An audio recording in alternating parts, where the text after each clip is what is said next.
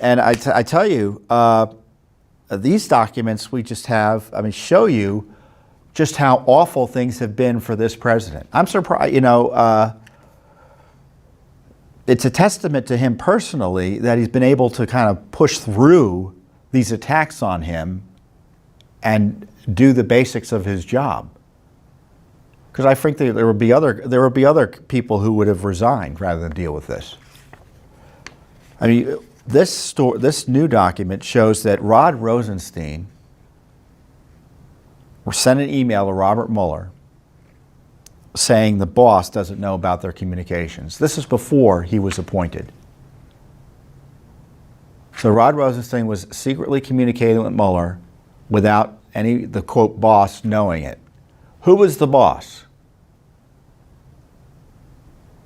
Was it Sessions at the time? Was it the president? He also sent another email to someone in the outside. This is classic. I think he appointed him the day after this email was sent. I am with Mueller. He shares my views. Duty calls. Sometimes the moment chooses us. What on earth does that mean other than he and Mueller are anti-Trumpers? How would you interpret that? I read it to you. How would you interpret it? That's what I love about what Judicial Watch does. We get the emails. You can see them. I interpret this to mean that they're anti-Trumpers. And he's having secret communications with Mueller, keeping him away from his boss. They also show, and these documents, again, we had sued for these documents as part of our investigation into, what's the name of that movie, The 7 Days in May? There were this period in May of 2017 during which Comey was fired, and then they appointed the special counsel. And in between, there were these coup discussions that Judicial Watch through this law, because we wanted to know what was going on, because we found out through leaks that they had discussed wearing a wire in the president in the Oval Office, invoking the 25th Amendment lawlessly to try to remove him, and appointing a special counsel, all as part of the coup discussions. And of course, the only thing they did specifically that we know about is that Mueller was appointed. So just remember, Mueller was appointed rising from discussions about how to remove the president from office, both lawlessly, all lawlessly in my view. And of course, all of that was precipitated by James Comey stealing Trump's FBI files and leaking them to the media. Crime on top of crime led to Mueller's appointment as part of an effort to remove him from office. Dare I say it, coup-like activity? So we had sued for these documents. No one else is asking for them. You've got the Attorney General of the United States, for the practical purposes, acting Attorney General, acting FBI Director, talking about targeting Trump with a wire in the Oval Office. We've got the memo. I talked about it with you. Andrew McCabe wrote it. And the memo makes it clear Rosenstein wasn't being sarcastic. And certainly we have other documents showing they talked about the 25th Amendment. Now we have the shady communications with Mueller. They also show that Rosenstein had cozy relationships with the anti-Trump media, talking to the New York Times directly, talking to 60 Minutes directly, talking to the Washington Post directly, and they are cheerleading him on. Rosenstein writes his friend in the Washington Post, Sari Horowitz. I don't know, literally they're friends, but this is a friendly email. At some point, I owe you a long story, Rosenstein writes, but this is not the right time for me to talk to talk to anybody. Horowitz had written, now I see why you couldn't talk today, which implies he's talked to him before. Obviously, we're writing a big story about this. Is there any chance I could talk to you on background about your decision? Why would he communicate with him? Or I'm not sure Sari is a woman or a male, a male or female name. Listen to the 60 Minutes communication.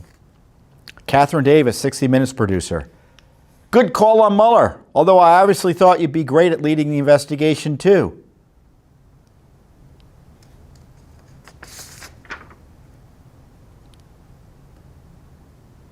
So the Deputy Attorney General of the United States is talking to the media, getting cheered on by the anti-Trump media, talking to Mueller secretly without, quote, the boss knowing about it.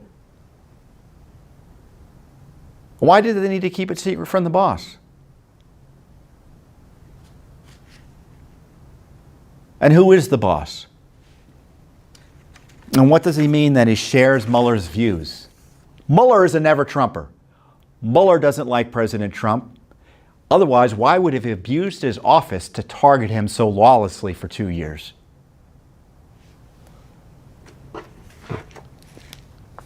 Judicial Watch got this, folks. Not Congress, not the media. It wasn't disclosed voluntarily by the Justice Department. We had to go into federal court.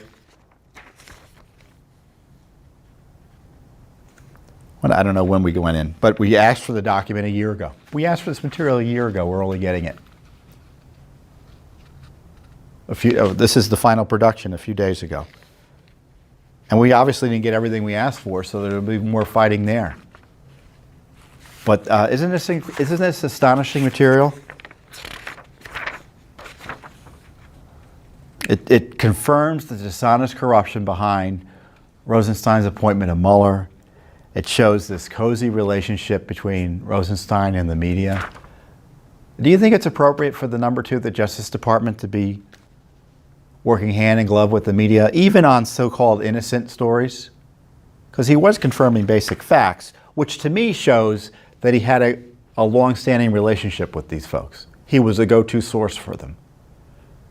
So if you want to know who was leaking, we got it. New York Times called me asking me about why I'm calling it a coup. And I said, well, maybe the New York Times will finally cover the email, the memo that we have with Andrew McCabe talking to the Deputy Attorney General of the United States about wearing a wire in the President in the Oval Office. Doesn't that sound like a coup to you? And removing him under the 25th Amendment. Doesn't that sound like a coup to you? And now they're having impeachment / non-impeachment to railroad the president out of office. You know what? I'm going to stand up against it. Judicial Watch is going to sue to find out what's really going on. And I don't care what the media thinks about it.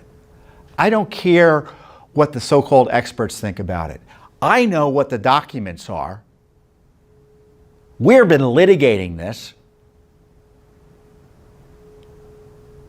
Everything we know virtually, or too much of what we know, is because of our litigation on this. And I don't care if a member of Congress doesn't call it a coup or the leadership gets nervous about it. I don't care about that. Because I'm going to call it the way I see it. And I don't use words like that lightly. I don't think I started calling it a coup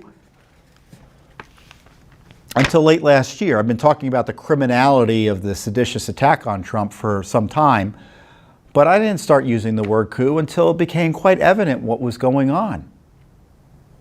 Maybe I even waited too long to call it a coup. Thanks for tuning in. Be sure to subscribe to our YouTube channel to catch all the latest news from Judicial Watch.